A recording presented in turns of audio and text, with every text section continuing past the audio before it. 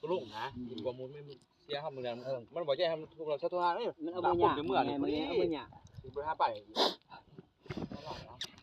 คือก็ผิดกับผม อ๋อทีมงานกินข้าวตากแดด ทั้งที่จังหัวพัน บ่มีโฮม ทราบว่าที่เอาพวกเมื่อ เพราะว่ามันเป็นเดินเด้พี่น้องมันเป็นเดินมันบ่มีกองใหม่เพราะว่าเขาดุดหมด ใช่เด้อ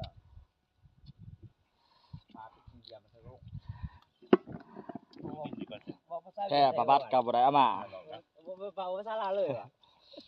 กินข้าวตากแดดเลยอ่ะเฮ็ด เขาเรียกแล้วกันบ่บากระเซ็งแหละ พี่น้องเฮา ไปเกี่ยวยังมองลูกไปยังมอง กินข้าวแล้วก็สิยามมองต่อเนาะเด้คะแนนได้เฮือเขาจะเอายืมเข้ามา ก็คุ้มค่าแล้วยืมมันเนาะมันให้ยืม ตั้งเว้าเด้อ ถือว่าสุกี้หลายเตือได้เฮามีเฮือเขา ลูกป้าแหละ บอกแล้วเอาส่งมาของมาเลย มาเลยบ่รู้เด้ ต้องเขาบอก ส่งแล้วก็มาเลยแล้ว เลยให้เมียอยู่กับเขาพวกปั้นกันก็